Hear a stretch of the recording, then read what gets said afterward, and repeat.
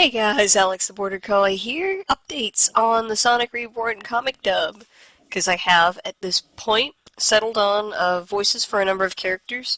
Now, not every character has a voice just yet, but I'm going to announce which characters have their voices and who got the part, as well as just at the end of the video a little bit of general advice for the voice actors as far as, direction and things like that. What you hear in these clips that I'm about to play for you are from their auditions, so the final version isn't necessarily going to sound quite like that, but these people were each picked because they had something that I really appreciated or really liked about the way that they voiced the character, whether it was like a particular sort of speech pattern or just good audio clarity or, a number of things.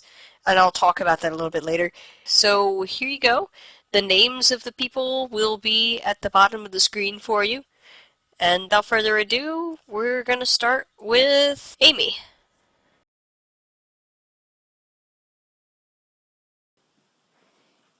It's in my purse. You wouldn't say that if Sonic were still here. Hey, Rosie, you lonely?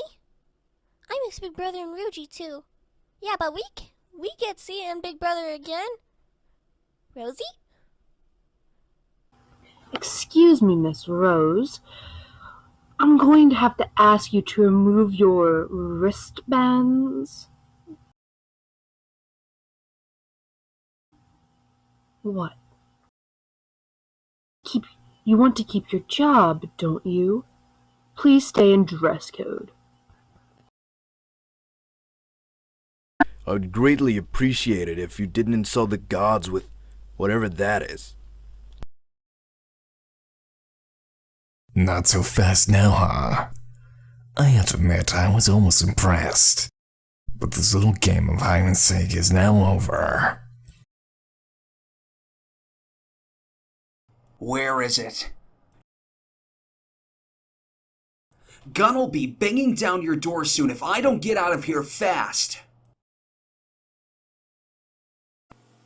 It's nice having guests for once. It's usually just me and the girls.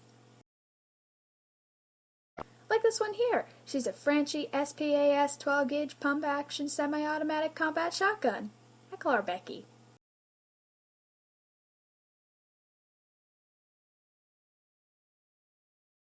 Next one's Tails. Oh God! Why not? You don't even know him. Yeah, well, he's not here.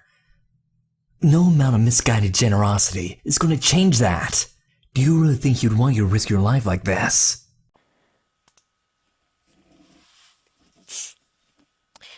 So yeah, those were the voices that I chose.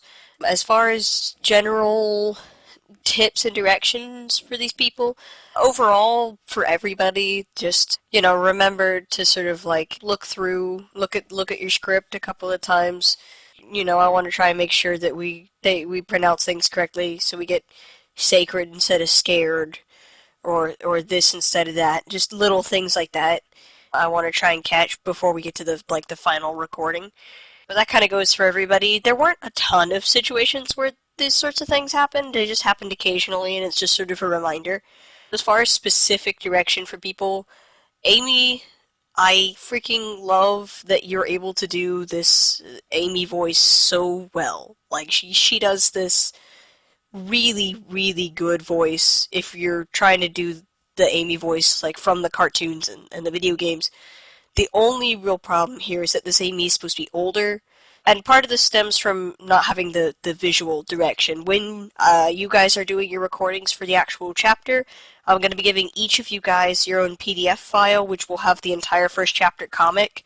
That way you can use the pictures to give you some direction for the voice acting.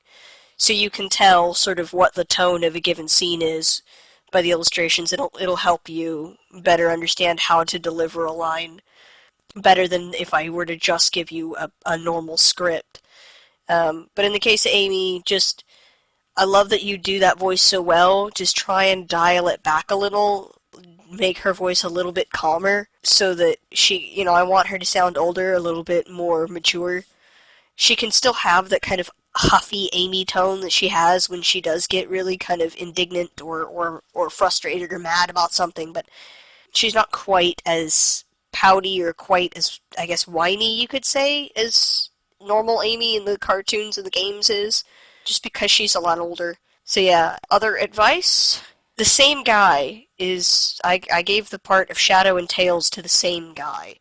Tails, I pretty much like him the way that he is. I don't have a lot to say about that. In Shadow's case, I would just say maybe relax a little bit, like make the tone just a little bit more casual, and maybe speak just a little bit softer. But I mean, overall, I really appreciate that your voice is so clear and easy to hear. And as for Stryker, again, really appreciate that your voice is very clear and easy to hear, and the recording quality is great. Advice in that regard, though, and this might seem a little bit counterproductive, it's a funny bit of advice to say, but as I'm listening, I'm thinking, Stryker wears a scarf over his face all the time, and I want to still be able to hear what he's saying, but it might not be a bad idea to almost muffle your voice a little bit of a graveliness or sound to it, just because you wouldn't necessarily hear somebody clear as day if they had a scarf wrapped around their face all the time. So I know that sounds like a weird little piece of advice, but I liked that voice. I just knew something about it felt odd. And then when I made that realization, like, oh, duh, he's wearing a scarf. That's why it sounds funny when I try and picture the character talking like that. That's why it sounded a little odd to me, it's the scarf is what it is. It doesn't really sound like a guy wearing a scarf around his face. So yeah, that's something that you can play with, and we'll see if we can get a nice sound where it doesn't sound quite so crystal clear, but is still clear enough that he can be understood when he speaks. Other notes, Crescent and Sylvia both had a lot of people auditioning for them, and they were both difficult to decide on.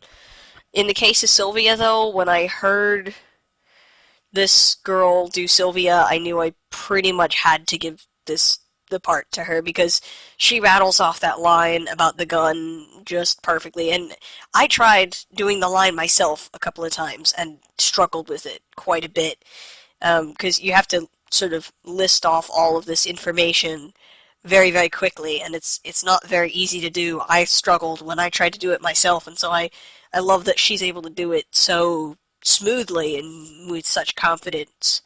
So that was really great. Let's see, as far as other characters that are going to be in Chapter 1 that I don't have voices for, the gun soldiers, just the generic gun soldiers, don't have a specific voice yet. Another thing, too, just as an FYI to all the voice actors, I may start doing little ask blogs or whatever. Like, I've been doing asks for my pony characters on DA. I might do this for the Reborn cast as well, in which case I may give you guys, at some point in time, you may get little bits of things to record, like little short snippets to record, because it would be fun if we got enough of those asks to put them together in their own videos. I think would also be kind of fun.